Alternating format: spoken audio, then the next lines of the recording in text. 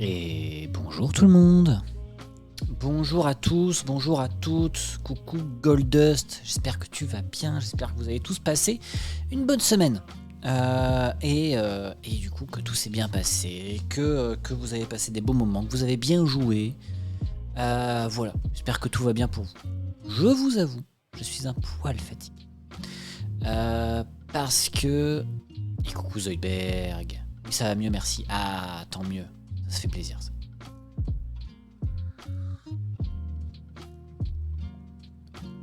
Mais du coup, effectivement, semaine un peu fatigante pour plein de raisons.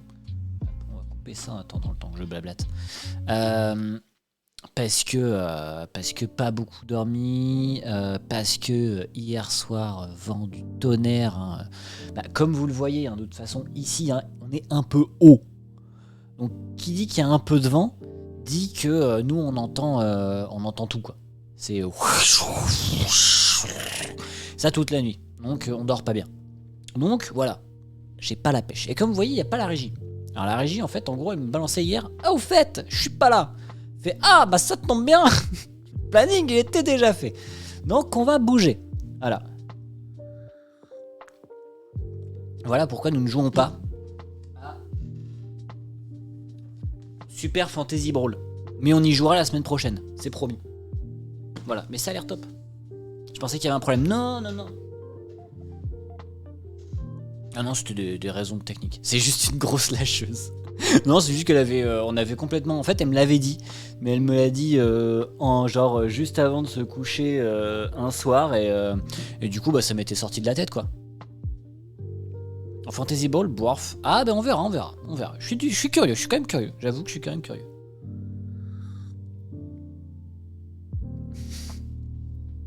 Je préfère autant ce qu'il y a ce soir, bah tant mieux. Hein, vous allez voir, on va pas être gentil. J'ai vu la liste, j'ai fait oula. Oh, il y a des jeux là. On va pas être sympa. Mais ça va être bien, ça va être marrant. Coucou Alex, j'espère que tu vas bien. T'as passé une bonne semaine. Et du coup aussi, pas mal de petites choses en actu, on va dire. Le proto que on avait fait en live. Une fois, vous savez, on avait fait un jeu avec des règles élégantes. Je pense qu'il est fini. C'est pas sûr encore, mais il faut le tester à 3 et 4 joueurs. Et ça prévoit du bon. Franchement, je suis très content. Et en fait, c'est con, hein, mais quand je le vois là, je le vois là, j'ai envie d'y jouer. C'est peut-être con, mais pour moi, du coup, ça veut dire que c'est gagné. Donc voilà, j'ai assez hâte. C'est quoi? Alors je vous le montre rapidement. Hein. Mais hop, vous allez avoir en fait, hop, dans votre main. Le focus maintenant va mieux. Il est moins bourré, ouais, voilà. Vous allez avoir sur la table du coup 5 cartes comme ça. À votre tour, vous allez du coup en prendre une, la mettre dans votre main. Évidemment, il y a de la gonze. Alors, il n'y a que des gonzes. Voilà. Pour vous dire. C'était un des petits objectifs. Voilà, je me suis dit, si je peux mettre que des femmes, je mets que des femmes. Voilà. Et donc, du coup, sachant que voilà, il y a des femmes comme ça. Hein. Sachant que du coup, à chaque fois, vous allez en fait prendre parmi les 5 cartes, une carte que vous allez mettre dans votre main et une carte que vous allez mettre dans la défausse, la zone de scoring. Vous allez faire ça, chacun à votre tour. À chaque fois, du coup, dès que quelqu'un a joué un tour, on remet jusqu'à ce qu'il y ait 5 cartes. Et du coup, on continue comme ça jusqu'à ce que, en fonction du nombre de joueurs, ça va dépendre, jusqu'à ce qu'un joueur ait 7 cartes en main, ou jusqu'à, si on est à 2, jusqu'à ce qu'un joueur ait 6 cartes en main, si on est à 3, jusqu'à ce qu'un joueur ait 5 cartes en main, si on est à 4. Et ensuite, on regarde qui a les majorités. Les majorités, du coup, ça va être en fonction de si c'est moi qui ai le plus de cartes vertes, c'est moi qui vais faire le scoring vert. Et le scoring de chaque couleur est différent. Vous allez avoir des suites, par exemple, celui-ci, si c'est indiqué du coup ici. Hein. Si on a une, vous marquez 3 points. Si on a 2, vous marquez 5 points. Si on a 3, etc. etc. Et il va y avoir des trucs genre c'est 13 moins le nombre de couleurs qu'il y a dans la défausse, par exemple. Etc. etc. Aussi, il y a un autre truc qu'il faut faire attention, et c'est là le truc un petit peu salaud, c'est que vous voyez, il y a une petite valeur en dessous de la carte. Si une carte dans votre main ou une carte dans la zone de scoring atteint ce seuil, donc si par exemple là, il y en a 4 du coup dans la défausse, ou 4 dans votre main, elles sont toutes virées. Démerdez-vous. Voilà. Donc assez tactique, il faut bien suivre les cartes, il y a 7 cartes de chaque. Il y a des petits effets qui peuvent popper, qui peuvent du coup faire des petits twists, des petits retournements de situation. Il y a 7 cartes au total, une par couleur qui fait un petit effet spécial. Soit vous prenez une carte de votre main, vous la mettez dans la défausse, soit vous prenez une carte de la défausse, vous la mettez dans votre main, soit vous échangez une carte de la défausse avec une carte de votre main, soit vous passez une carte de votre main au joueur d'à côté. Et donc du coup ça va faire comme ça des retournements de situation, des modifications, etc. Des twists. Super sympa ce proto, ça donne envie GG. Bah merci beaucoup. Bah en fait là, je l'ai testé avec la régie. À 2, ça marche très bien. Vraiment, ça marche du feu de Dieu. Il faut que je teste à 3 et à 4. Voir si les dispositions marchent, si la gestion, parce qu'il faut que ce soit toujours aussi long, toujours avec le même nombre de cartes. Donc voir si avoir 5 cartes en main, c'est suffisant ou pas. C'est des choses à checker, mais voilà. Physiquement, ça fonctionne. Mais c'est pas sûr que ça fonctionne réellement. Donc c'est à tester. Voilà. Bon. Sur ce, j'ai envie de tester aussi. Bah tant mieux. Ça fait plaisir. Quoi d'autre comme petites actus? The Love n'a pas trouvé preneur. Un petit Tabletop Simulator. Oh non, la flemme. Oh non, la flemme. Oh non. Oh non. Non, non, non. Mais du coup, ouais, pour le moment, The Love n'a pas trouvé preneur, que ce soit chez... Oh, coucou Olivier! J'espère que tu vas bien, que tu as passé une bonne semaine et que ça va bien depuis Cannes. Petit passage en coup de vent, bah, ça fait quand même plaisir de te voir. J'espère que tu vas bien et que tout se passe bien pour toi et que tout se passe bien à Yellow aussi. Mais voilà, du coup, pour le moment, The Love n'a pas trouvé preneur. On verra hein, si on trouve d'autres éditeurs qui pourraient correspondre. Peut-être me remettre en question sur la méca, peut-être garder des choses pour pouvoir faire d'autres jeux avec. Je vais réfléchir. Sinon, s'ils trouvent pas preneur, et je pense que je ferai ça maintenant, c'est que si certains jeux trouvent pas preneur, je vais les mettre en dispo en print and play. Voilà. Et coucou Dolmore, j'espère que tu vas bien. Mais du coup voilà, je vais quand même sonder encore des éditeurs. Hein. Mais du coup je vais... Cool de l'avoir thématisé, il donne toujours bien envie. Ah bah ça fait plaisir ça. Mais voilà, je vais sonder encore des éditeurs. Si je vois qu'il trouve vraiment pas chaussure à son pied, bah du coup je le mettrai en print and play et puis j'essaierai de voir avec cette mécanique là si je peux pas faire quelque chose.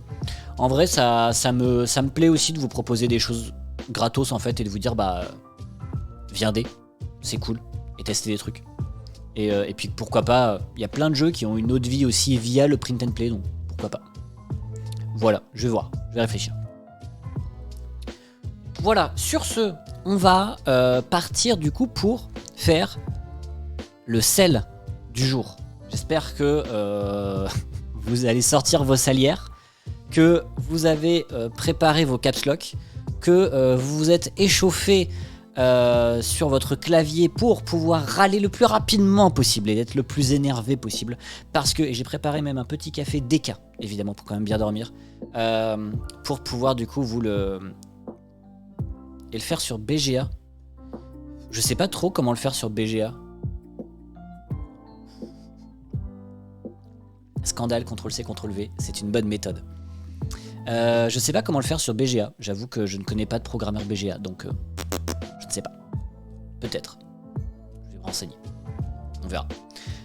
Mais donc du coup, ce soir, on va faire la tier list de tous les jeux auxquels j'ai joué de ce premier trimestre. Ce premier trimestre compte depuis le dernier retour. C'est-à-dire que il y a Paléo, une nouvelle ère qui est sortie aux alentours de décembre. Et donc du coup, c'est un petit peu plus tard. Et coucou Diogo, c'est ici contrôle sur les tier list. Ah là. Ah, vous allez voir, ça va être très bien. Ça va être très bien.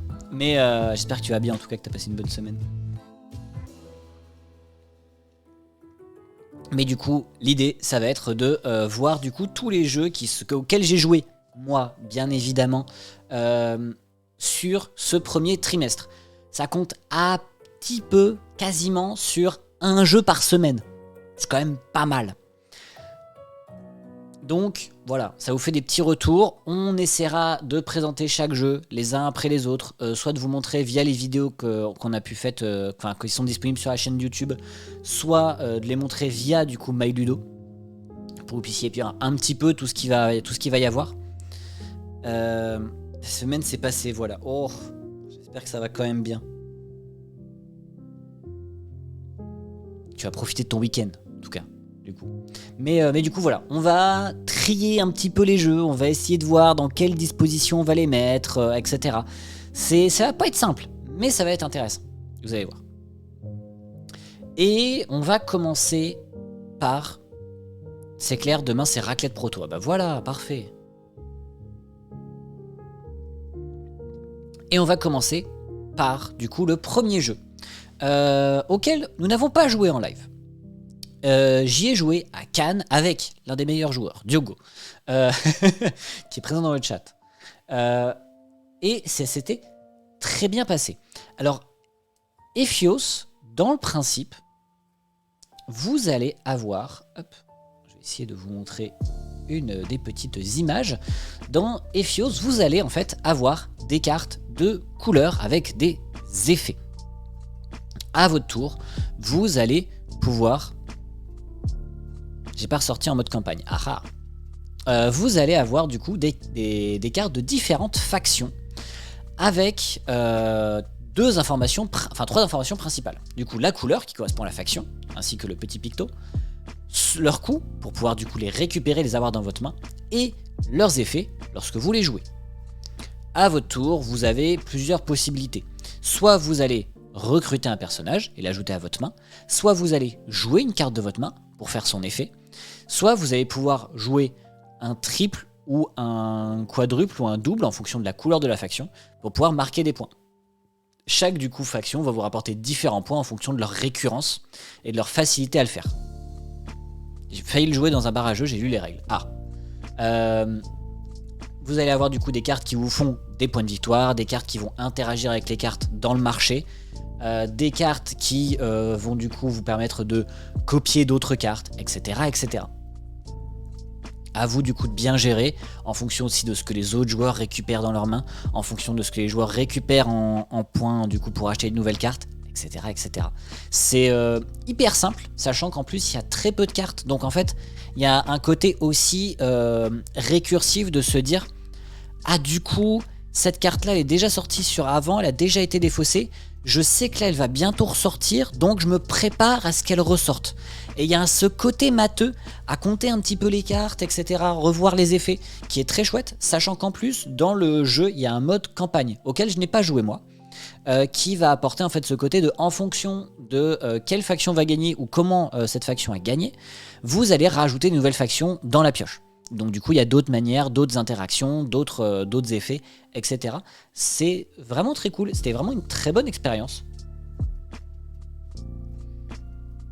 Le design est assez chouette, il est assez marqué on va dire, dans son style, parce que les personnages sont assez forts en termes de thématique. C'est assez frais, c'est vraiment agréable, c'est le premier jeu d'un éditeur, donc c'était assez cool. Et en vrai, je pense que dans la tier list, je vais le mettre actuellement dans le 4-7. C'est pas le top 3, c'est pas un jeu auquel je rejouerai beaucoup. C'est une bonne expérience, sachant qu'on avait le cerveau HS et relu les règles sur le pouce. Oui, voilà, et les règles lues sur le pouce, oui, tout à fait. Mais c'était vraiment une bonne expérience, c'était vraiment très agréable. Je pense pas que ce soit le top 3. Je suis pas sûr, je vous le garantis pas. Actuellement, je le mets pas dans le top 3. Mais c'était vraiment une bonne expérience, c'était vraiment très chouette. Et clairement, si vous y avez pas joué, je vous conseille de vous y pencher. Parce que franchement, c'était assez agréable. Autre jeu.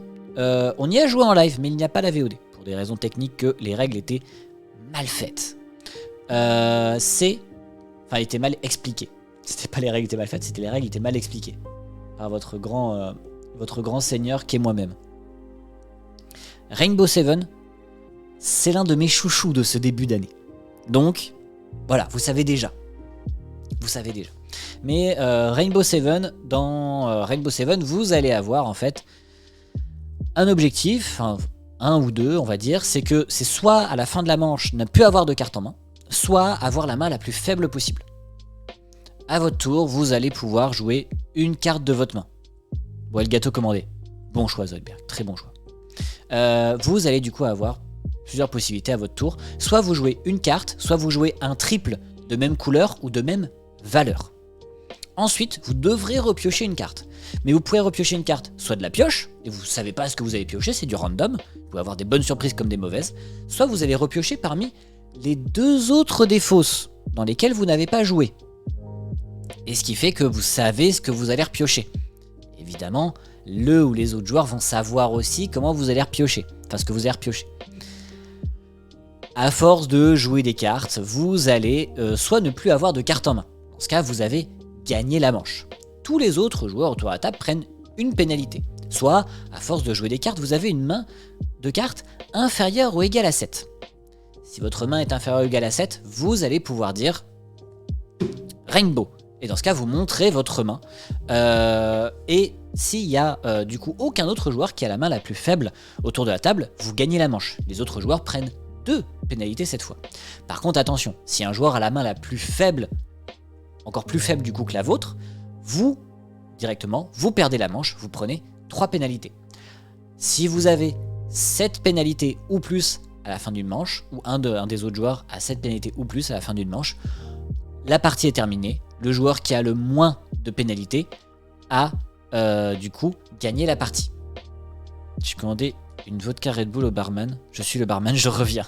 Oh, une vodka Red Bull, ça pique quand même.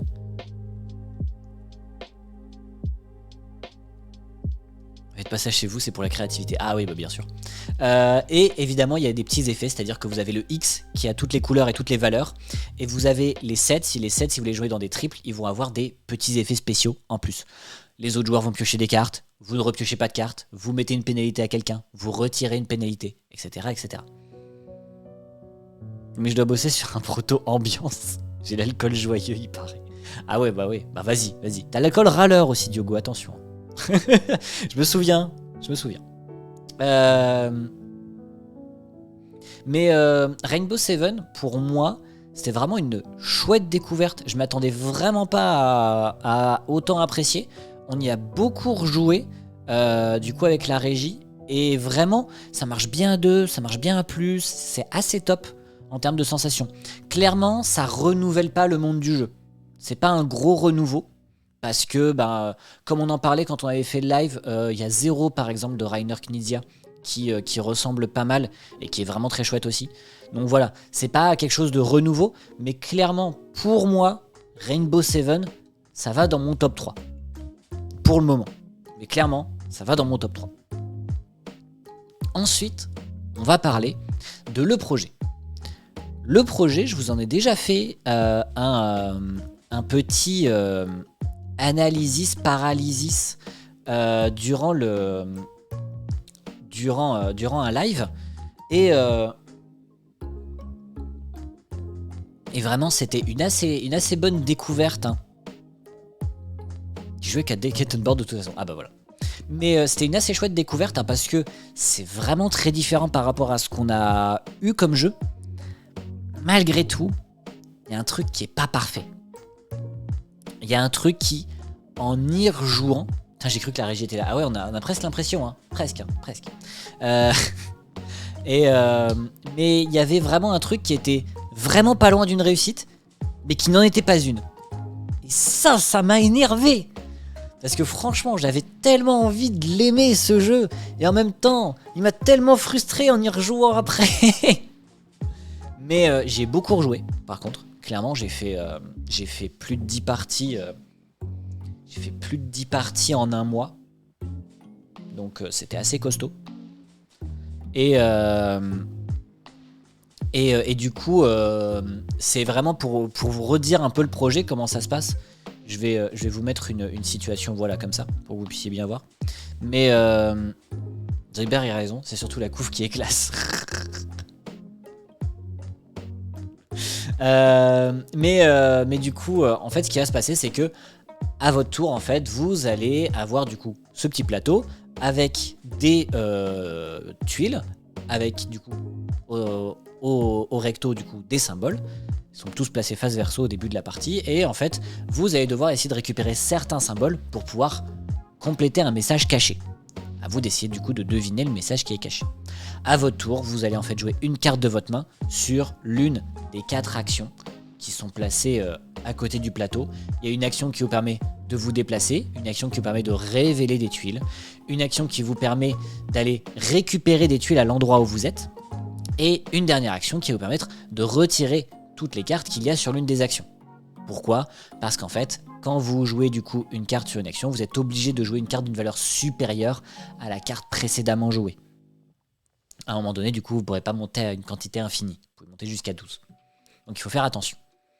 Et il va y avoir du coup ce côté à bien faire attention à ça, mais aussi il va y avoir un autre côté important, c'est que à chaque fois les messages à décoder, c'est des mots c'est des mots et des phrases qui sont réels. Donc du coup, Vous pouvez essayer de les deviner un petit peu avant. Et aussi, il va y avoir des secrets. À chaque fois que vous allez en fait finir des parties, vous allez avoir des nouveaux secrets.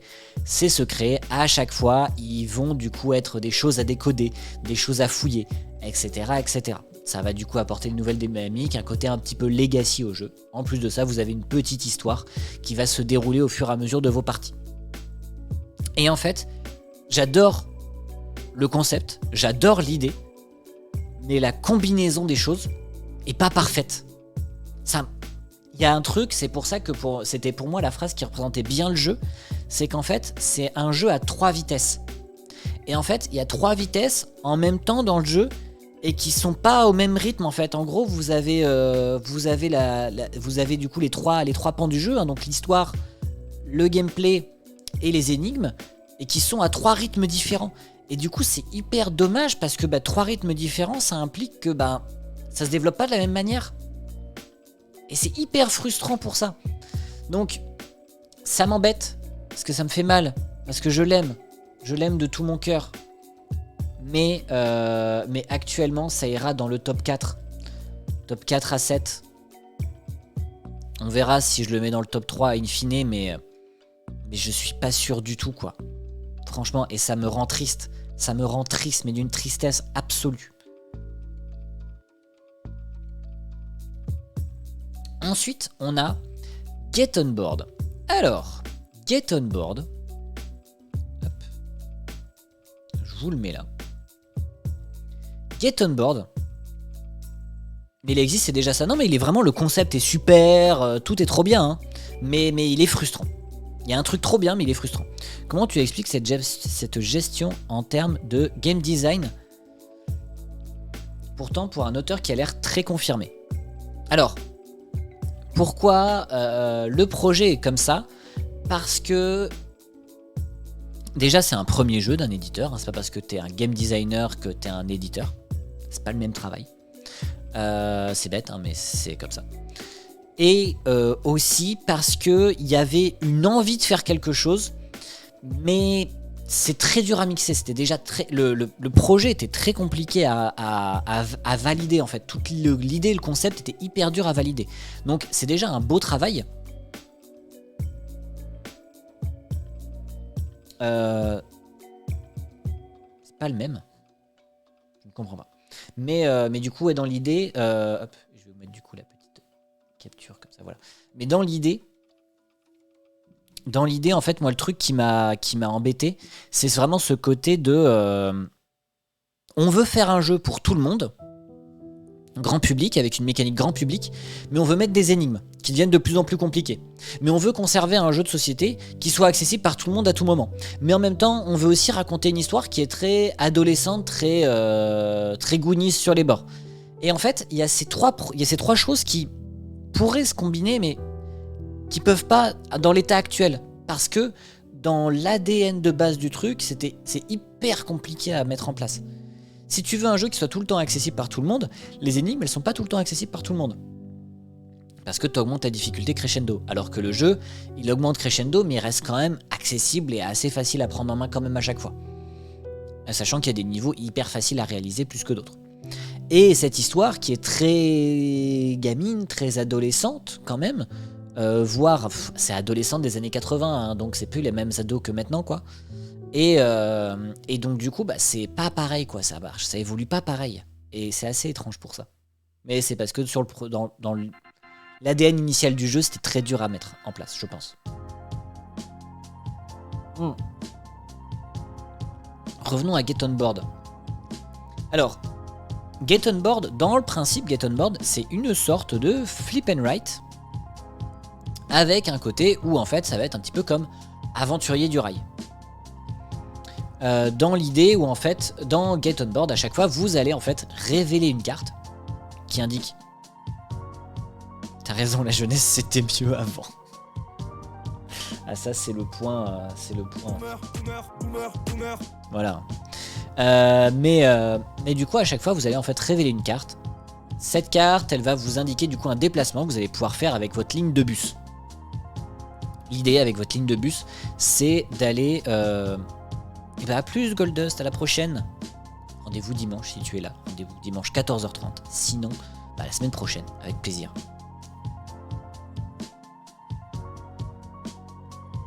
Après, peut-être que la volonté n'est pas forcément de faire jouer tous les niveaux de campagne. Mais oui, je comprends, le défi est relevé. Et tu peux aussi, au bout d'un moment, avoir l'excitation de le sortir à défaut de trouver la solution que tu ne peux pas. Oui, après, c'est ça, ouais. C'est exactement ça. C'est vraiment ce côté de... Après, tu es obligé de jouer à tous les... Au moins un joueur est obligé de jouer à tous les éléments de la campagne. Mais voilà. C'est un peu le souci, c'est pour ça.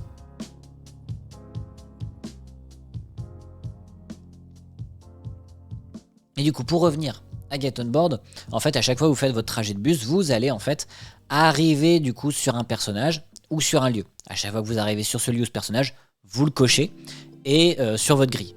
Et du coup, à la fin de la partie, en fonction de ce que vous avez coché, ça va vous faire plus ou moins points de victoire. Ah, et coucou la régie! La régie qui est sur le retour. Et du coup, à chaque fois que vous allez cocher des choses, ça va vous faire plus ou moins de points de victoire, ça va vous apporter des fois certains bonus, etc. etc. Aussi, il faut faire attention, c'est qu'à chaque fois que vous allez poser un élément de votre trajet sur, du coup, un élément où il y a déjà un autre joueur, ou un élément où il y a des bouchons, et bah du coup, ça va vous faire des points de victoire en moins à la fin de la partie. En vrai, pour moi, j'ai beaucoup aimé Get On Board parce que ça ressemblait pas mal à... du coup Aventurier du Rail. Et la régie qui vient vérifier que la maison est bien rangée. Alors, de 1, les tâches sont partagées. Attention. De 2, la régie avait déjà rangé avant de partir. Et coucou Cédéravik, j'espère que tu vas bien, ça fait longtemps. Si, parce que c'est moi qui ai fait la vaisselle. Mais voilà, c'est la régie qui vient de le faire avant de partir, donc voilà. Mais donc du coup, est-ce que j'en étais? Oui, sur le fait que du coup, c'était un aventurier du rail, mais en plus accessible, plus rapide et assez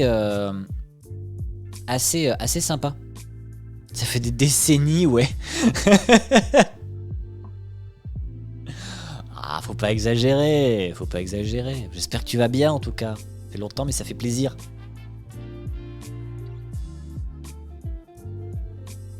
En tout cas, ouais, franchement, Get On Board, c'était une chouette découverte. Assez simple à faire, assez simple à jouer, mais vraiment très intéressant. Belle interactivité. Je sais pas si je le mets dans le top 3. Je pense quand même que je vais le mettre dans le top 3. Je suis pas encore sûr. Je suis pas sûr, mais en vrai, pourquoi pas. Pourquoi pas. Ensuite, on a Smash Up Marvel. On y a joué en live, donc j'ai la petite vidéo du live. Hop là. Smash Up Marvel.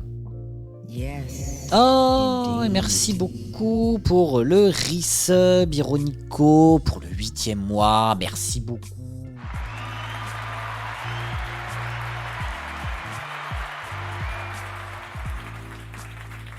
J'espère que tu vas bien. Tu as passé une bonne semaine. Smash Up, c'est Smash Up. Alors, ouais et non. Smash Up Marvel, c'est Smash Up, mais je sais pas pourquoi, il y a un truc dans Smash Up Marvel qui m'a pas donné ce goût de reviens-y des autres Marvel. Marvel, oui Marvel, effectivement. Mais à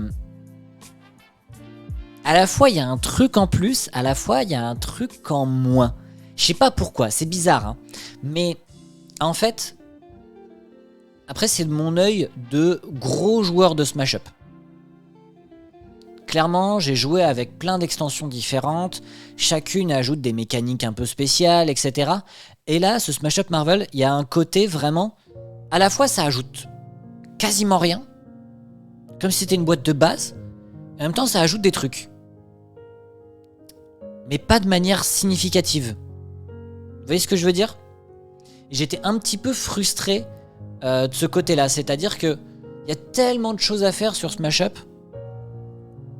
et il y a tellement de choses possibles qu'il m'a un petit peu déçu sur certains points. Et en même temps, il m'a fait plaisir sur d'autres. Mais typiquement, les Ultimates. Oh, et merci beaucoup, Cédéravik, pour un Niveau 2. Mais merci. Merci beaucoup. Attendez, est-ce que je fais un petit peu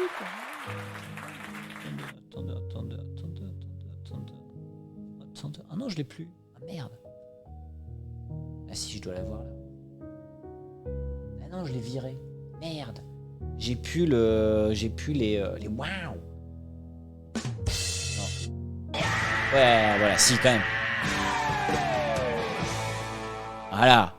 Incroyable, merci beaucoup. C'est très gentil. Ah tiens, un truc drôle à 1h, j'avais ton t-shirt le samedi et en me baladant, il y a un gars qui me prend un parti. Oh, trop bien. Oh, il est trop idiot, cette émote. Meilleure émote. Cédéravik, tu peux utiliser cette émote autant que tu veux sur ce chat. Autant que tu veux. Sans souci. Lâche-toi. Il demande, ouais, tu l'as eu où ce t-shirt? Puis en fait, il a fait le tatouage mais sans le D. Ah ah, trop bien. Ah, trop marrant. Ah, trop cool. Je live jusqu'à quelle heure? Je live jusqu'à 22h, 22h30 à peu près.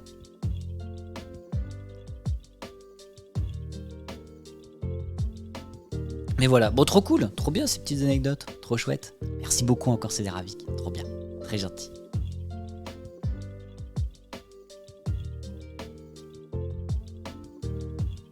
Donc la régie, elle a été des quelqu'un avec truc random, pas du tout.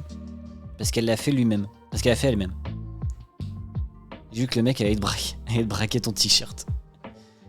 Si elle t'a fait payer, tu t'es fait arnaquer. Bah en vrai, je ne pense pas. Hein. Clairement, elle l'a fait elle-même. Hein. Je l'ai vu dessiner. Ah ouais, je l'ai vu dessiner elle-même le truc. Hein. Donc c'est pour ça. Il n'y a pas de, Je l'ai vu le dessin moi-même en cours de réalisation. Et c'est devant moi. Donc c'est clairement pas de la triche.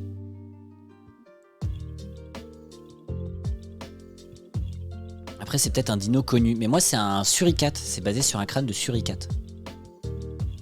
Voilà. Après, un suricate, un chat, ça ressemble pas mal. Mais donc, du coup, ce que je disais, c'est que voilà, pour Smash Up Marvel, mais quoi?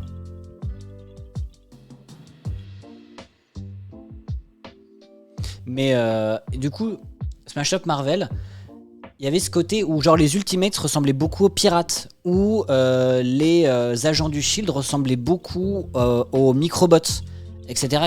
Alors qu'il y avait aussi les Force of Evil qui étaient vraiment très différentes. Enfin, Force of Evil, qui étaient très différentes. T'as même les croquis d'origine dans ton cahier bleu. Ok, carrément une skin quoi, il y a un petit peu de ça. C'est pour ça que j'étais un peu frustré en fait sur le jeu. Donc vraiment, Smash Up Marvel, c'est pas dans mon top tiers du tout. Je pense qu'il est entre le 8 et le 12. Un croquis de toi torse-poil aussi, oui c'est vrai. C'est dans mon cahier bleu?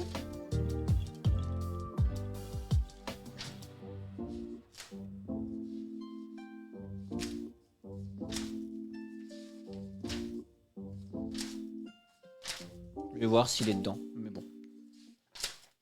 Sinon un jour je vous le remontrerai. Si je le retrouve, je vous le remontrerai. Des croquis d'origine. Voilà, mais je l'ai pas trouvé là. Hop!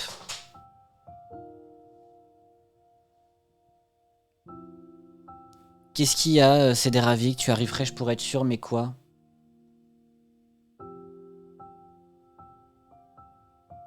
Qu'y a-t-il, Cédéravik? Le bleu clair, je crois. Non, mais c'est pas celui-là, mais c'est pas grave. C'est peut-être le bleu foncé. Ah oui, c'est le bleu foncé. Yes, indeed. On va faire un abonnement de niveau 3 à la régie. Et merci.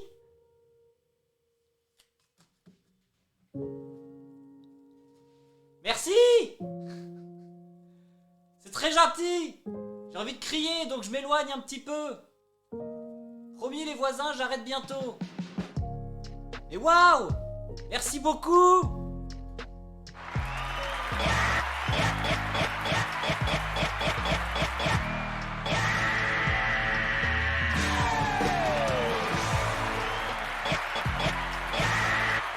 Voilà. Merci beaucoup. C'est très gentil. Merci. Bon, YouTube, désolé pour l'attente, mais voilà, il y a des pluies d'argent, des choses comme ça se fait. Bah oui, merci beaucoup, merci. C'est trop sympa, merci. C'est très gentil, c'est des Ravik.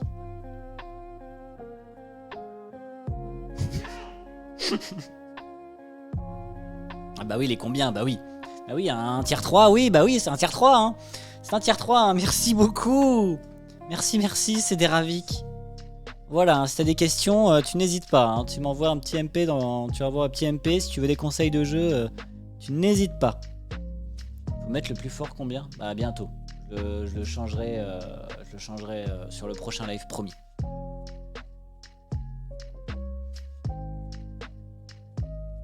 C'est la baisse, la régie, elle mérite le meilleur. Moi, trop mignon. Merci beaucoup.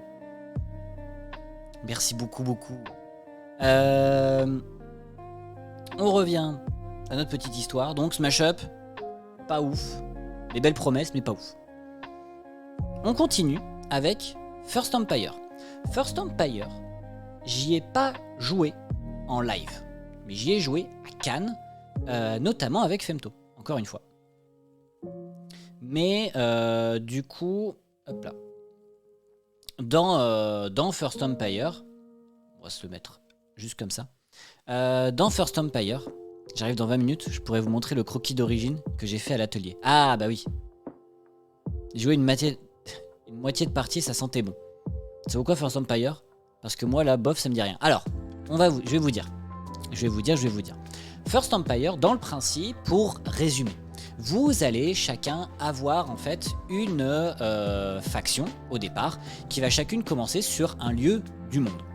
Vous allez commencer avec votre premier empire et vous allez essayer de vous étendre plus que les autres empires. Aussi, vous allez devoir essayer de résoudre certains objectifs ou conquérir certains territoires pour pouvoir vous améliorer. Le tour de jeu, il est assez simple. Vous allez tout d'abord lancer les dés, nombre de dés qui est indiqué via votre fiche d'empire. Ensuite, vous allez pouvoir faire des relances. Autant de relances que ce qui est indiqué sur votre fiche d'empire. Ces relances, vous pouvez le relancer tout ou partie des dés. C'est un petit peu comme au Yams. Ensuite, vous allez pouvoir déplacer les unités que vous avez. Ces unités, en gros, elles vont pouvoir aller dans des lieux adjacents. La mer est inclue comme un lieu, mais vous ne pouvez pas vous y arrêter.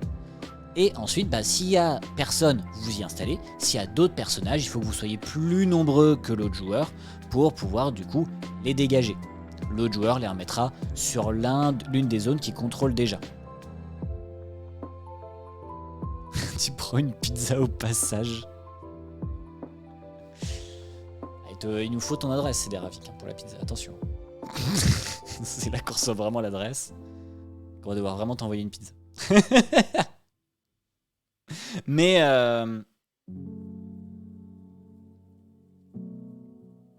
du coup, ce qui se passe, c'est que vous allez en fait devoir essayer de conquérir plus de territoire que les autres, etc. Et aussi, une fois que vous avez terminé vos déplacements, en fonction des couleurs que vous avez fait sur vos dés, si vous contrôlez des territoires qui sont de la même couleur, imaginons sur mon dé, j'ai fait jaune et je contrôle le territoire jaune, du coup je peux améliorer la statistique jaune de mon empire. En fonction des statistiques, ça va être différent. Vous allez avoir le orange qui du coup va vous permettre de lancer plus de dés, le bleu qui va permettre de relancer plus de fois, le violet qui vous permet d'avoir plus de déplacements, le vert qui va vous apporter des nouvelles cartes objectifs supplémentaires dans votre main, ou sinon du coup d'avoir plus de personnages du coup dans votre empire. En vrai, ça marche bien comme jeu de conquête de territoire qui va aller un peu plus loin que Small World. J'aime pas mal, j'ai bien apprécié mon expérience de jeu, mais pas à 5. La partie que j'ai faite justement était à 5 et c'était vraiment pas agréable pour plusieurs raisons. Notamment le fait que, en fait, quand on joue à 5, vous avez que 4 territoires de chaque. Et 4 territoires de chaque quand on joue à 5, là c'est chiant. Oui, j'ai perdu aussi. J'étais avant-dernier. Bon, c'est pas très grave ça. Mais clairement, il y avait ce côté en fait aussi de bah, j'ai aucune solution pour m'améliorer sur certaines stats. Et notamment l'une des stats les plus importantes, le développement de personnages. Si t'as pas assez de personnages et que tout le monde est plus nombreux que toi, en fait t'es dans la merde. Et t'es coincé. Et ça c'est le truc qui m'a un peu saoulé dans le jeu. Parce qu'il y avait vraiment une situation à la fin où genre j'étais un peu en mode je fais des tours dans le vent pour essayer de conquérir quelques territoires pour améliorer un petit peu ce truc là. Mais la thématique est bof, même si c'est bien illustré. La thématique fonctionne bien, je trouve. Après, c'est vrai, clairement, ça aurait pu être plus du voyage. C'est vrai qu'on aurait pu conquérir des territoires de Chine, un petit peu être comme un petit peu au futur de l'empire un peu après l'empire de Gengis Khan, et être du coup les enfants de Gengis Khan qui se battent un petit peu pour ça. Mais bon, le thème est sympa quand même. Le thème il est pas incroyable, mais il fonctionne. Mais la méca, pareil, elle est pas transcendante, mais elle est sympa aussi. Mais en gros, il y a ce côté-là. Le jeu, il transcende pas, il est pas en mode waouh, incroyable, mais il fonctionne bien, il tourne bien, il est agréable. Clairement, par contre, n'y jouez pas à 5. Mais franchement, il est très cool. Et du coup, je pense que je vais mettre dans les 4 à 7. Vraiment, l'expérience était chouette. J'ai pas envie d'y rejouer, mais je me dis, si on me propose une partie, why not? Ouais, 5, c'est pas foufou, je trouve aussi, c'est trop. Ouais, en plus, le downtime, le temps que ça revienne à toi, c'est hyper long, enfin. Mais voilà, c'était à la fois, si on me propose une partie, franchement, pourquoi pas. Mais il n'y a pas ce truc de me dire, je le garde dans ma ludo. C'est un petit peu le film, c'est ça. C'est un petit peu le film qui passe à la télé. S'il passe à la télé, je le regarderai. Sinon, franchement, j'achèterai pas le DVD, quoi. C'est un peu ça. Allez, on continue avec Paléo, une nouvelle ère. Alors Paléo, une nouvelle ère, on en a fait une vidéo avec la meilleure scène de la régie, je pense, du monde.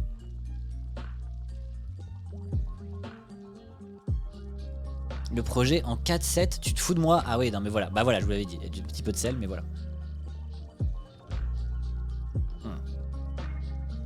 Peut-être qu'on changera aussi après plus tard en fonction, mais voilà, actuellement il est à cette position-là. Paléo, une nouvelle ère, c'est l'extension du coup de Paléo. Le jeu que vous connaissez bien, parce qu'il est très chouette en jeu coopératif. Si vous n'avez pas joué à Paléo, je vous le conseille. Paléo, une nouvelle ère, c'est du coup une extension qui va rajouter des nouveaux chapitres au jeu, donc des nouvelles dispositions de cartes, et qui rajoute 2 mécaniques importantes. Première mécanique qui est une mécanique d'élevage, qui du coup va vous permettre du coup de comment dire, je vais y arriver, du coup d'avoir des animaux que vous allez pouvoir du coup tuer pour avoir de la nourriture, ou parfois du coup essayer de produire de la nourriture régulièrement avec eux, ce qui est assez pratique. Mais par contre, il faut faire attention à pas qu'ils s'échappent. Ça me rappelle des trucs ce jeu. Ah ouais. Et aussi du coup la production de blé qui va vous permettre d'avoir de la nourriture plus régulièrement. Donc vous allez en fait jouer différemment par rapport à Paléo. Paléo avait ce côté où des fois la course à la bouffe était importante, et aussi ce truc de se dire ah ouais, mais en fait on a chassé tous les animaux, ouf, ça va être chaud. Alors que là vous avez commencé à avoir cette facilité de vous dire en fait la bouffe maintenant elle va tourner toute seule, ça va être un cycle, et après on va se concentrer sur les autres trucs. Et c'est assez agréable à essayer d'équilibrer, à essayer de sentir le jeu, etc. comme ça. C'est hyper sympa, c'est assez thématique déjà, hein, la thématique est du coup très forte, mais aussi assez brainy à gérer, à réfléchir, etc. Prochaine box Blue Doom, ils m'ont appelé parce que j'avais déjà un des jeux chez eux. J'hésite à prendre Almadi ou cette extension à la place, j'aurais un des deux. Ah ben franchement, Almadi est très chouette, j'y ai pas joué mais j'ai vu la présentation et franchement c'est assez cool. Mais clairement l'extension elle vaut le coup parce qu'elle rajoute beaucoup de choses, et elle rajoute vraiment une... Mais en gros c'est quasiment un deuxième jeu tellement vous rajoutez de scénarios en plus, c'est une nouvelle disposition, donc ça double la vie du jeu, c'est assez dingue. Et elle coûte pas cher en plus, hein, donc vraiment c'était une très chouette découverte.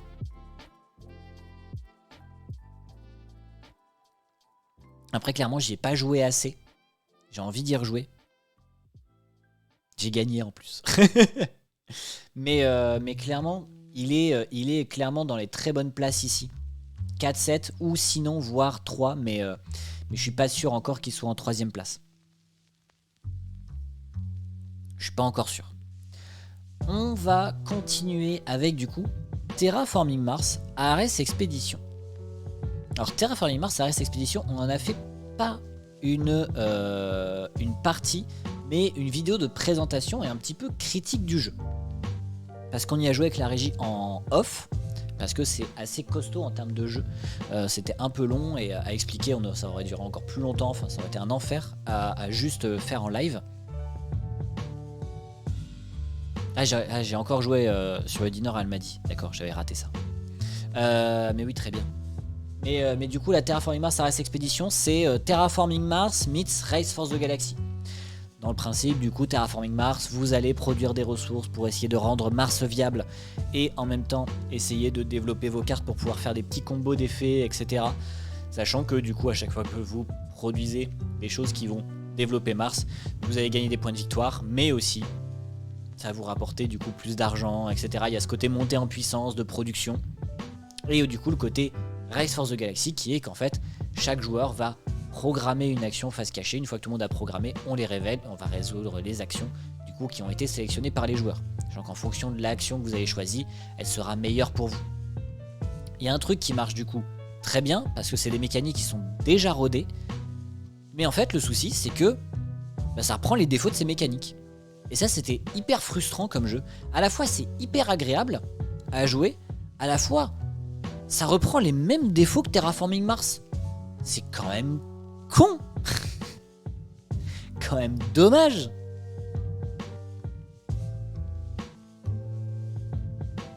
Donc voilà, un peu frustrant là-dessus, mais c'était quand même très chouette, mais à la fois c'est frustrant, mais à la fois c'est cool. En fait, il y a ce côté de c'était cool, mais du coup, faut que je teste Race for the Galaxy, qui est en fait juste là. On me l'a prêté, donc il faut que j'y joue pour vous dire, pour vous dire si vraiment ça se combine bien ou pas. Mais voilà, c'est clairement j'aime bien ce côté Terraforming Mars, plus petit, plus transportable. Le matos c'est très chouette en plus, mais franchement, il faudrait une extension Prélude incluse dans le jeu, quoi.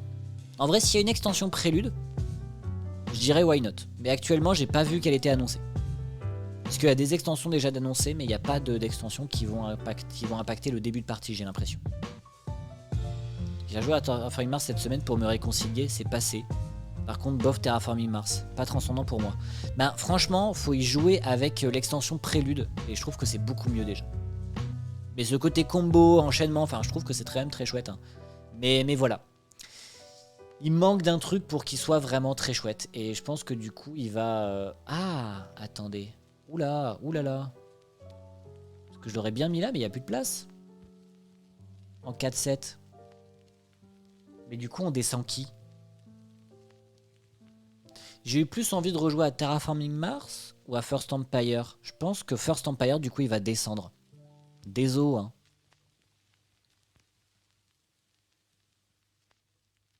Terraforming Mars, c'est un de mes best games avec This War of Mine. Mais oui, il est très bien. T'as maté le nouveau KS? Ah non, j'ai pas vu.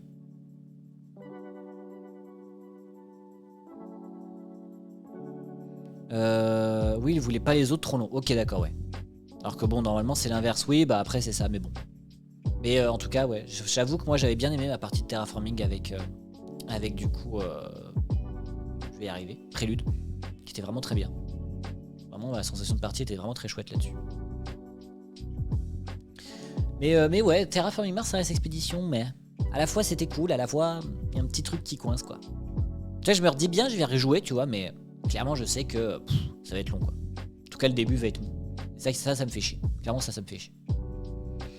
On continue avec l'un des lives les plus drôles qu'on ait fait. Clairement, on s'était vraiment bien marré. C'était assez cool. Dungeon Fighter. Il manque qu'à faire quelques parties de Terraforming Mars pour vraiment l'apprécier et comprendre tous les combos utiles. Oui, après, s'il y a des tournois de Terraforming Mars, c'est pas pour rien. Mais du coup, ouais, Dungeon Fighter. Dungeon Fighter, pour rappel, c'est un jeu de dungeon crawling. Vous allez aller dans des salles, dans ces salles, vous allez avoir soit des shops, soit des monstres à combattre. Mais pour les combattre, vous allez devoir lancer des dés, mais pas n'importe comment les dés. Vous allez devoir d'abord les faire rebondir sur la table pour qu'ils tombent ensuite sur la cible. Et en fonction de l'endroit où ils arrivent sur la cible, ça va faire plus ou moins de dégâts. Vous allez aussi avoir des défis à devoir réaliser pour pouvoir parfois lancer vos dés ou avoir des bonus sur vos dés.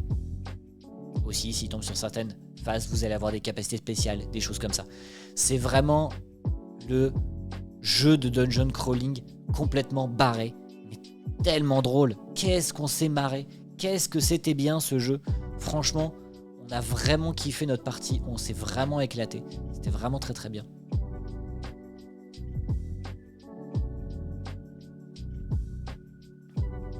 Un Pichenette Dungeon Crawler, il y a un petit peu de ça, ouais. Il y a un petit peu de ça. J'avais pas vu le live. C'est qui la ninja à gauche? La ninja à gauche, c'est Piku.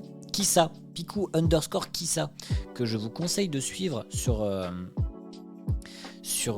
Twitch. Mais aussi du coup sur comment dire, sur les réseaux Twitter et Instagram au nom de CCC Niels. Niels. Voilà. Et vous avez son lien dans le chat. Mais vraiment, c'était vraiment très très marrant comme partie. On s'était vraiment bien marré. Et franchement, c'est pas le jeu que je ressortirai souvent parce que c'est vraiment un jeu très particulier. Mais vraiment, qu'est-ce que c'était drôle.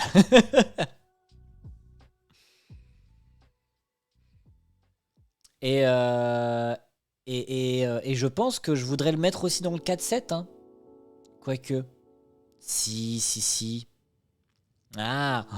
Oh, ça va commencer à être dur. Oh, ça va commencer à être dur. Bah, c'est comme d'hab. Hein, comme d'hab. Chaque fois qu'on fait une tier list, c'est un enfer. Qu'est-ce qu'on va devoir descendre? Le truc qu'on avait dit par contre, c'était qu'il était le cul entre deux chaises, oui. Est-ce que c'est un party game déconnant ou un dungeon crawler prise de tête? Ouais, c'est pour ça que je dis que je le sortirai pas souvent. Parce qu'il a vraiment ce côté de... C'est très drôle, mais franchement les règles elles s'expliquent pas en 10 minutes. Et clairement la partie elle se joue pas en 15 quoi. C'est c'est assez ardu à expliquer. C'est vraiment le jeu de nerd quoi. C'est vraiment le jeu de nerd. Non mais je pense que je vais le mettre là, mais que du coup je vais devoir descendre le projet quoi. Oh. Je descends Ephios. Je pense que je vais descendre Ephios. Parce que c'est pareil, Ephios, je pense que je l'achèterai pas. Je l'achèterai pas, mais si, voilà. Mais si on me le propose, j'y jouerai avec plaisir. Ah, quoique, j'ai un doute. Hein. Ephios ou Terraforming Mars? Oh, j'ai pas envie de descendre le projet de toute façon. Ça, c'est marrant.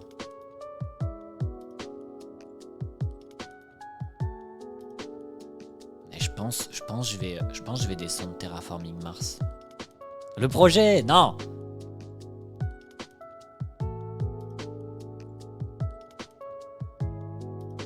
Oh, j'hésite, c'est dur, hein. C'est dur. Hein. Je pense quand même que, en comparaison, lequel j'y rejouerai avec plaisir. Terraforming Mars, j'y rejouerai. Dungeon Fighter, j'y rejouerai. Le projet, franchement, si on me propose une partie, clairement, j'y rejouerai. Je pense. Quoique, bah après, c'est parce que j'y ai beaucoup joué, quoi. 4-8 au pire. Non, on change pas les règles. On change pas les règles. Je pense que ce serait Ephios. Pense à mon best game. Je pense que ce sera Ephios. Pour ce côté où au final... je sais pas. Je suis désolé. Je pense que ça va être le projet. Ou... Moi non, ce sera Dungeon Fighter. Non, ce sera Dungeon Fighter. C'est pareil en fait. Je pense que voilà, c'est vraiment le côté de si ça passe à la télé, j'y rejouerai. C'était vraiment très drôle, mais je pense que voilà, il n'y a pas ce côté... non, ouais, je pense que c'est Dungeon Fighter. Ça m'a plu beaucoup, mais c'est tellement spécifique, c'est tellement particulier à jouer. Voilà, je pense que ce sera ça. Même si ça va encore bouger, je vois des choses là. Ça va m'ennuyer, mais bon. Mais bon, allez, c'est le jeu. On continue avec, du coup, Cuphead Fast Rolling Dice Game, un jeu qui n'est pas encore sorti en français. Mais le jour où il sortira en français, croyez-moi que je vais vous bassiner avec. C'est sûr. Cuphead Fast Rolling Dice Game, c'est un jeu de lancer de dés rapides coopératif. Dans l'idée, chaque joueur va incarner un personnage du jeu vidéo éponyme et vous allez avoir à chaque fois un boss. Ce boss, il va avoir plusieurs phases et il va en fait à chaque fois, à chaque manche, vous demander de faire certains symboles avec vos dés que vous allez devoir réaliser en 20 secondes quand vous jouez en mode facile. Et oui, c'est là que ça se complique. J'aime pas ces jeux-là. Ah oui, bah les jeux de lancer de dés rapides, ça plaît pas à tout le monde. Hein. Mais du coup, dans l'idée, hein, à chaque fois, vous allez devoir lancer les dés rapidement, faire les bons symboles. Si vous y arrivez, vous faites si vous y arrivez, vous ne prenez pas de dégâts. Si vous faites en plus des symboles petits piou comme ça, et bah du coup, vous faites des dégâts au boss. Si le boss n'a plus de dégâts, il passe en deuxième phase avec une nouvelle forme, des nouvelles cartes. Et ensuite, il y a du coup généralement 3 phases sur un boss. Quand vous faites les 3 phases, vous allez pouvoir vous améliorer pour le boss suivant. Et c'est là ce qui est cool, c'est qu'en fait, vous allez du coup enchaîner les boss, essayer de vous améliorer, vous augmenter en stats, etc. etc. Essayez de revenir sur certains boss aussi pour faire des meilleurs scores et compagnie. Et franchement, c'est hyper fun à jouer. Je trouve que c'est hyper agréable, c'est très drôle, c'est très challengeant. C'est ça qui est cool aussi, il y a vraiment ce côté reviens-y parce qu'il y a du challenge. À vouloir faire un meilleur score, vouloir jouer sur une difficulté plus forte, vouloir passer à des étapes supérieures, des boss plus durs, etc. etc. Et évidemment, si vous perdez, si vous mourrez, bah vous recommencez du coup depuis le premier boss. À vous d'essayer de survivre jusqu'au bout. Franchement, très cool. J'y ai pris vraiment beaucoup de plaisir à y jouer. La régie aussi. Et franchement, c'était vraiment tip top. Et je pense qu'il va être dans le top 3 Cuphead parce que clairement, on n'en voit pas souvent des jeux comme ça. Et c'était vraiment un grand plaisir.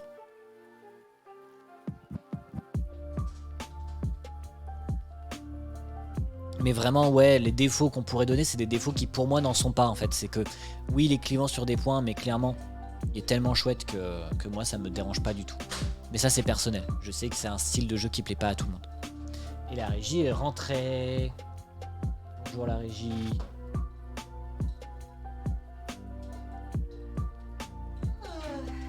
Et on va continuer. Continuons avec du coup l'avant-avant-dernier jeu. Mon gros coup de barre, j'arrive pas à grand chose. Bonne soirée à tous. Bah, bonne soirée, Yogo, repose-toi bien. Passe du coup un bon week-end. Rendez-vous dimanche si tu es là. 14h30, on rappelle. Locomomo. Locomomo. Non, j'ai pas mangé de dessert.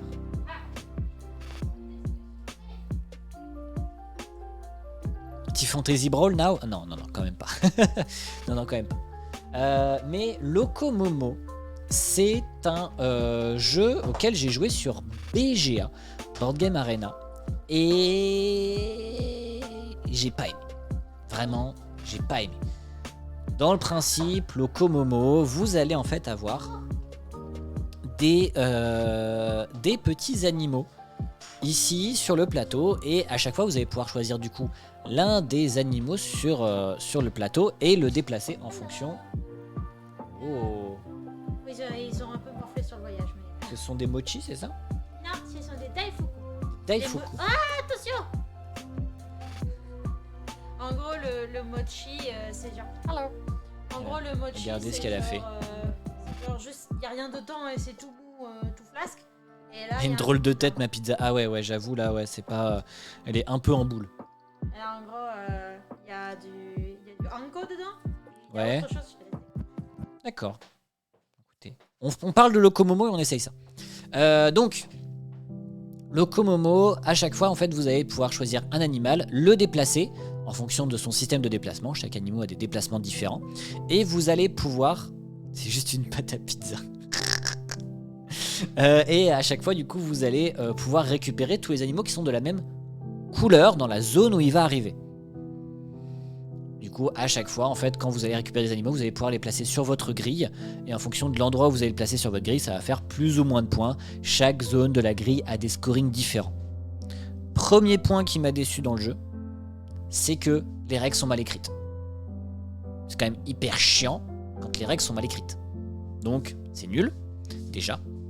Deuxième chose, le thème est pas dingue. On est censé être un photographe d'animaux, et en fait, on a des animaux mignons, et on n'a rien qui est vraiment dans le thème de la photo. Enfin,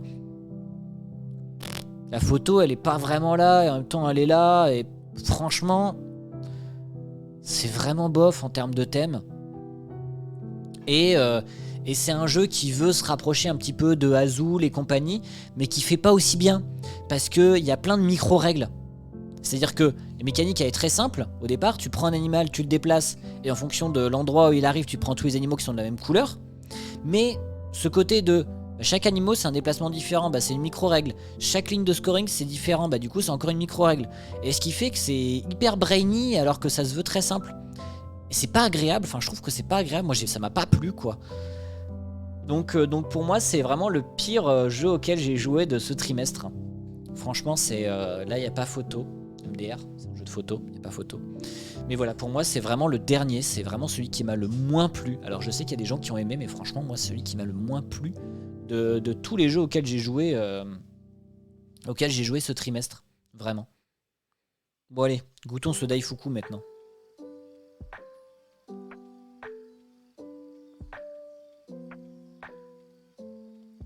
Alors, c'est bien de la pâte à mochi, c'est tout mou.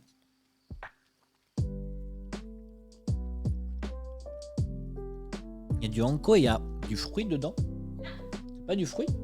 C'est quoi? Ganache de sésame. C'est... Ah oui! Et la pâte est au sésame. C'est une ganache sésame noir et la pâte au sésame noir. C'est très bon. C'est vraiment très bon. J'adore les sésames noirs. Il mange de la pâte à pizza, le cru, le fou. Mais non! Ah, c'est trop bon. C'est vraiment trop bon. Voilà. Si un jour, vous voulez manger un truc japonais trop bon, mangez des Daifuku, mangez des mochi, mangez des dorayaki. C'est des choses très bonnes, très sucrées. Il faut aimer le sucre.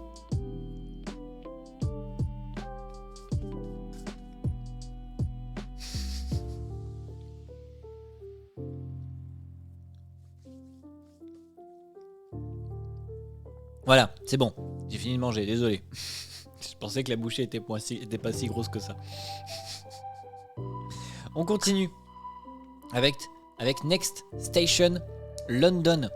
Alors Next Station London, c'est dur avec Locomomo, je trouve, mais bon, chacun ses goûts.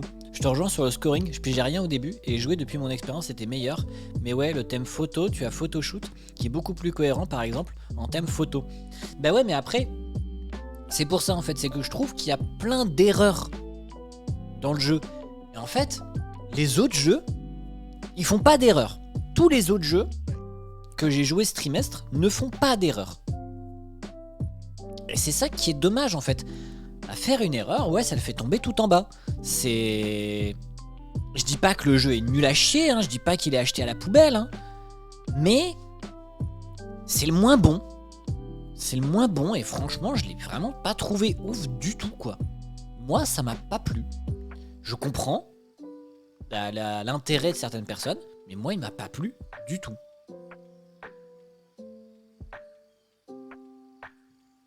Donc c'est pas pour dire que les gens ont des goûts de merde, c'est que c'est que moi j'ai vraiment pas aimé, en plus de faire des erreurs. Une erreur, c'est violent quand même, c'est quand même grave de faire des erreurs sur des règles quand même. Donc on continue. Next Station London. Next Station London, c'est un flip and write, encore un. Faut pas dire, je dis pas qu'il est bon pour la poubelle. Les gens vont juste avoir la poubelle à l'esprit et ils vont juger le jeu comme ça. Mais c'est pour ça.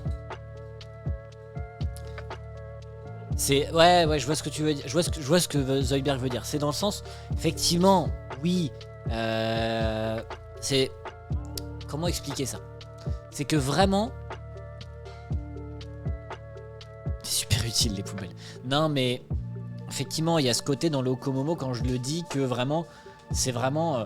le jeu de merde, ne l'achetez pas, voilà. Non. Vraiment, c'est pas ça du tout.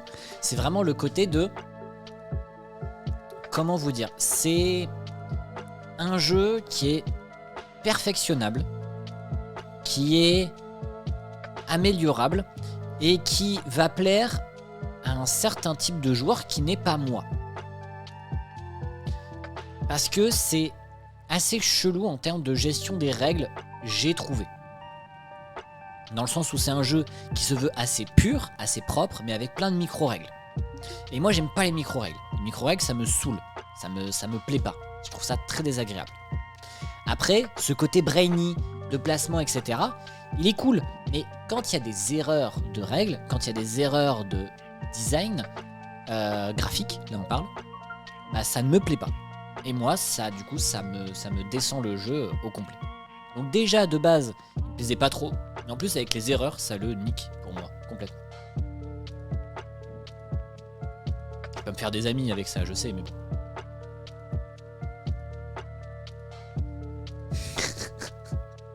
Oh, c'est violent. Ah, c'est violent. Je ne lirai pas ce message, tellement il est violent. Next Station London, du coup, je disais, on revient là-dessus. C'est un flip and write. Dans l'idée, vous allez en fait avoir à chaque fois dans Next Station London un symbole qui va vous demander en fait de relier du coup votre ligne de métro à une prochaine station. Plus plus à la fin en fait vos stations vont acquérir plein de lignes différentes, plus ça va vous faire du coup des points en fin de partie. Parce que à chaque fois que vous allez finir une ligne, vous allez commencer une nouvelle ligne. Et vous allez faire en fait 4 lignes durant la partie.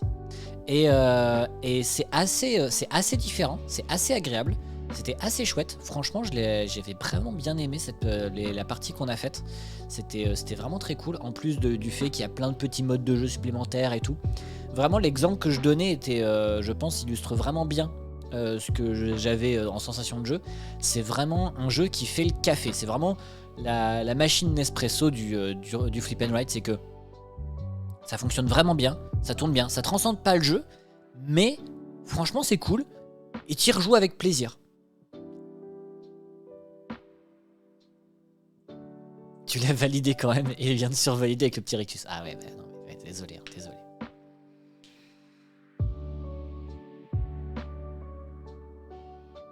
Si je retiens la belle attention à la proposition, sur ce point on n'aura pas tous la même envie. Oui, bien sûr, tout à fait. Et c'est trop un mini-métro en fait. Mais c'est clair, hein, franchement, il y a vraiment un truc de mini-métro.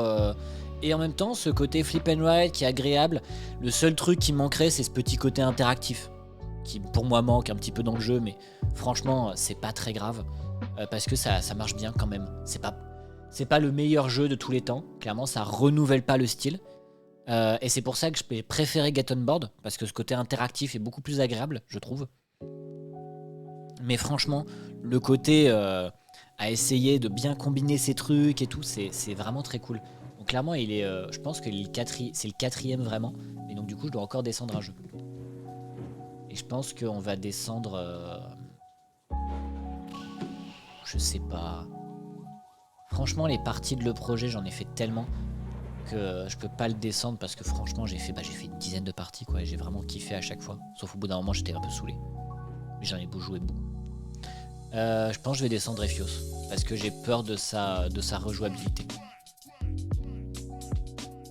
De toute façon, l'appréciation d'un reste très personnel. Ouais, tout à fait, d'un jeu reste très personnel. Hein. Sauf Terraforming Mars, c'est le best. Ah oui, mais ça c'est très personnel aussi. Hein. Mais franchement, c'était très cool comme expérience Next Station London et très très chouette. Et enfin, le dernier, c'est The Loop, la revanche de Foodzilla. Qu'on avait fait en live mais qu'on n'a pas laissé la VOD pour des raisons qu'on était éclatax. Franchement on n'en pouvait plus de notre live, on était épuisés et du coup c'était pas une expérience très chouette à regarder en tant que spectateur. Notre partie était cool mais franchement c'était pas tip top en tant qu'expérience de joueur, en tant qu'expérience de spectateur. Mais du coup la revanche de Foodzilla c'est The Loop mais avec de nouveaux modes de jeu plus complexes, de nouveaux personnages plus complexes et des nouvelles cartes à gérer. Dans l'idée, du coup, ça va jouer à chaque fois avec ce gros meeple, Foodzilla. Soit vous allez devoir essayer de le défoncer, soit vous allez devoir essayer en fait de sceller ses œufs avant du coup la fin de la partie. Il va du coup falloir essayer de vous débrouiller, de vous coordonner. Les nouveaux persos vont rajouter des nouvelles mécaniques sympas, donc Fukenschlag, sa mécanique, c'est qu'il va influer sur la position du Docteur Fu. Et en fonction de sa position, ça va faire des petits combos avec ses cartes. Et vous avez les jumeaux d'Erek, qui sont mes persos que je trouve vraiment les plus cool quasiment. Avec la mécanique que j'aime beaucoup de la verte, que j'ai un trou de mémoire son nom. Qui est vraiment très chouette. Qui du coup influe elle sur la défausse. Mais les jumeaux d'Erek en fait sont à 2 endroits en même temps. Et c'est hyper cool à gérer de se dire ah mais je suis là mais en même temps je suis là-bas aussi et ça fait des petits combos sympas. Donc c'est vraiment très cool. Et les cartes sont vraiment très chouettes, ça rajoute des belles mechas et tout. Pareil pour les nouveaux objectifs à devoir réaliser. Et les nouvelles mechas de jeu rajoutent vraiment une belle durée de vie au jeu. Enfin, franchement c'est une belle extension qui a un bel intérêt. Clairement si on a aimé The Loop, on peut aimer cette extension vraiment sans sourciller quoi. Franchement elle était vraiment très chouette. Après on va dire ça renouvelle pas le jeu de fou. Dans le sens où on va dire Paléo une nouvelle ère, rajouter une nouvelle méca et rajouter vraiment une double durée de vie. Là l'extension de The Loop ça rajoute une durée de vie, ça rajoute une nouvelle méca mais ça change pas le jeu.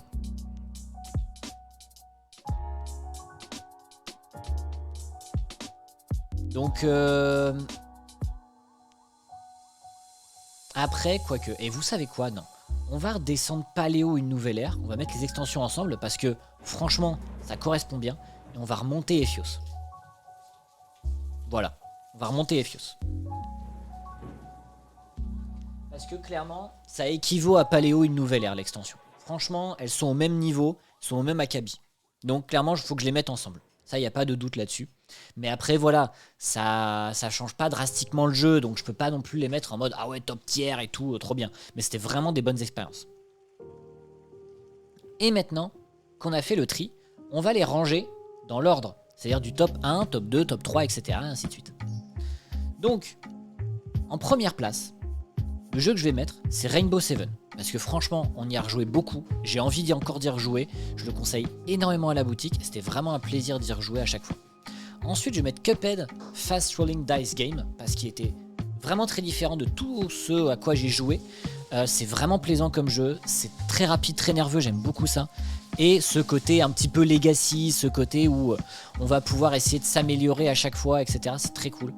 Et enfin, Get On Board parce que il est quand même très chouette. Mais il bat pas ces jeux-là. Mais il est vraiment très très cool, c'est quand même le 3e de cette liste.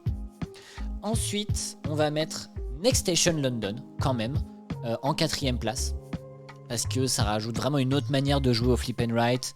Ce côté de 4 couleurs, le côté de combo, on peut se coincer, mais on peut maximiser ses scores, etc. C'est très cool, j'aime vraiment beaucoup. Ensuite, je vais mettre Ephios, parce que franchement, c'était très frais, très... Il est quand même dernier du top 3, ouais, mais il est dans le top 3 quand même. Ensuite, c'est Ephios. Ephios vraiment très chouette. J'ai vraiment beaucoup aimé l'expérience. Et j'y rejouerai vraiment avec plaisir, je pense. Ensuite, Terraforming Mars Ares Expedition. Et enfin, le projet.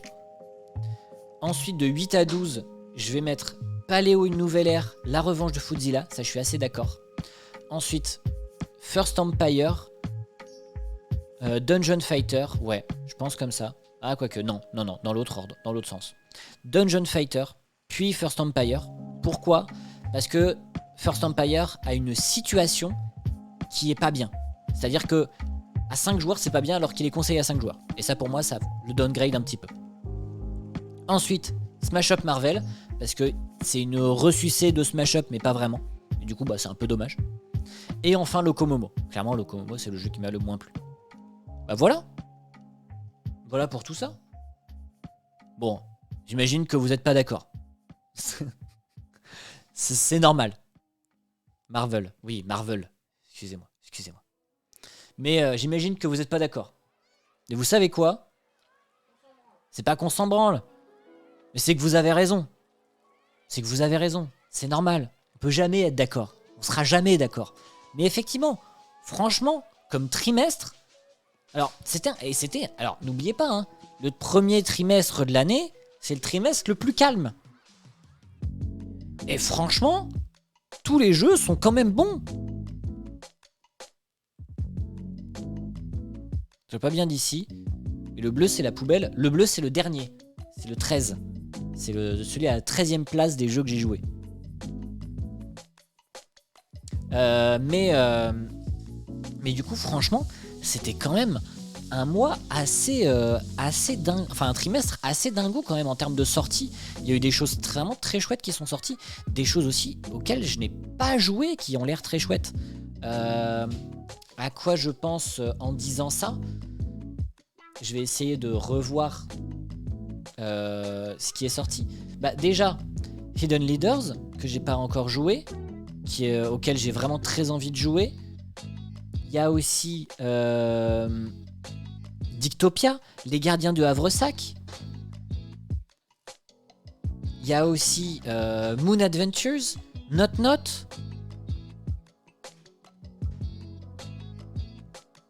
Tribunal, auquel j'ai pas joué non plus, que j'ai vraiment très envie de jouer.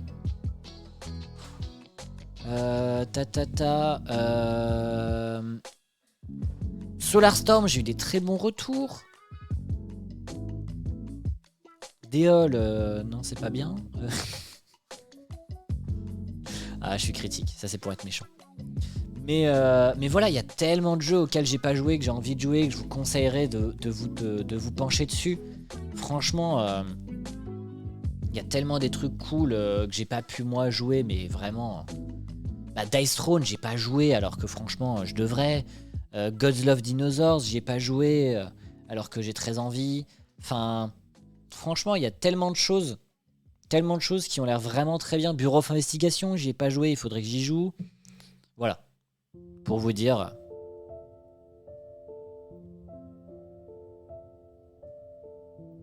On dit c'est la poubelle, il a fait péter les abos. Non, quand même c'est pas la poubelle.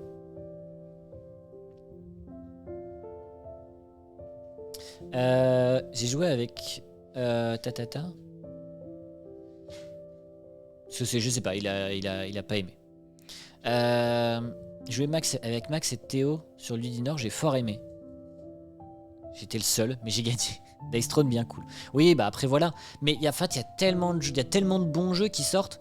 On n'a pas le temps de tout jouer, c'est normal, hein, aussi pour des raisons de budget. Hein, c'est que moi, jouer à des jeux, je le paye de ma poche, hein, clairement. Alors je le paye moins cher parce que je suis ludicaire, mais je le paye de ma poche la plupart du temps. Donc faut faire attention. Et franchement, il y a tellement de choses trop bien qui sortent tout le temps. Et j'ai envie de jouer à tout, mais je dois faire des choix. Et je fais des choix avec ce que j'aime bien aussi. Donc voilà pour ce petit avis. Clairement, il y a plein de choses auxquelles j'ai pas joué, que vous pourriez jouer. Il y a plein de choses que j'ai pas aimé, que vous avez aimé. C'est normal. C'est normal parce qu'on n'est pas tous pareils. Et heureusement. Mais voilà mon petit avis sur les 13 jeux auxquels moi j'ai joué sur ce trimestre. Puis voilà, comme ça en plus on a fait une petite VOD YouTube, incroyable.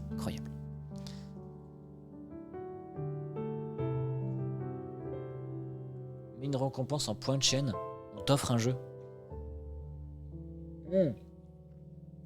Ça pourrait être une récompense en point de chaîne, je vous offre un jeu. Ça pourrait. Mais mais attendez, mais je suis trop con. Je l'ai là le truc de recherche du logo. Je l'ai le truc de recherche du logo. Hop. C'est le logo et aussi l'animation que vous avez au début du live. Hop. Ça c'était le dessin de recherche de la régie. Voilà. Donc vous avez les concepts en fait. Voilà, ici. Et vous avez les concepts des alertes ici. Voilà.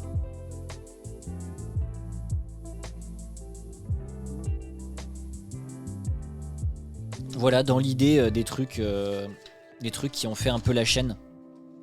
Mais voilà. Trop forte la régie, elle écrit à l'envers. C'est la caméra. Mais voilà pour les petites infos. Donc effectivement, c'est un crâne de suricate, le logo de la chaîne. Parce que j'en suis un. Voilà, tout simplement. S'il faut définir un animal, pour moi, c'est un suricate. Aucun autre animal ne correspond. J'ai cherché, j'ai réfléchi dans tous les sens. Je suis un suricate.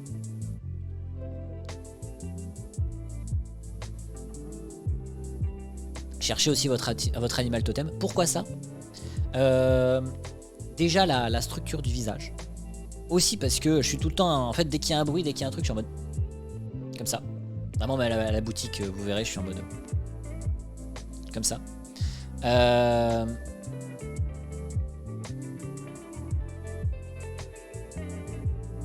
Et aussi parce que j'adore les suricates. S'il y a bien un animal que j'aimerais avoir, mais je sais que je pourrais jamais avoir, c'est un suricate, quoi. C'est trop fort, quoi. Les suricates, c'est génial. C'est à vie en meute. C'est complètement angoissé, c'est complètement flippé comme moi. C'est c'est les meilleurs animaux du monde, quoi. Un petit peu. En fait, voilà, vous voyez la musique dans Le Roi Lion 3 de la famille du coup de Timon. Non mais c'est surtout le début. C'était quoi quoi. Et ils sont tous en mode flippés comme ça. C'est vraiment le c'est vraiment moi à chaque fois, quoi. C'est en mode qu'est-ce qui se passe, qu'est-ce que c'est, un danger, il faut pas sortir, non. Donc voilà, c'est moi. Voilà, ça me correspond bien.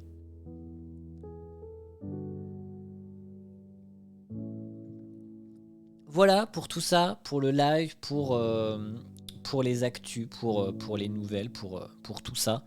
Je vous avoue, un futur proto sur le thème suricate, ça peut être rigolo. Peut-être on se fera ça le prochain un live, un jeu. Pas celui-ci, mais du coup celui de la semaine prochaine. On se fera ça, je pense. Le thème des suricates. En vrai, grave. Grave.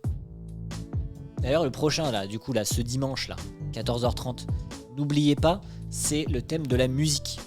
Donc, il faut mettre de la musique dans le jeu. Donc, je vous laisserai réfléchir là-dessus aussi, si vous avez des idées.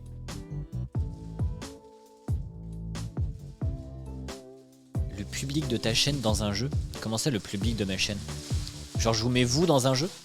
Ça va être bizarre. Ça va être bizarre parce que moi, je vous connais pas. Un des plus durs défis, ce proto-musique. Bah ouais, j'avoue, il est pas mal, ouais.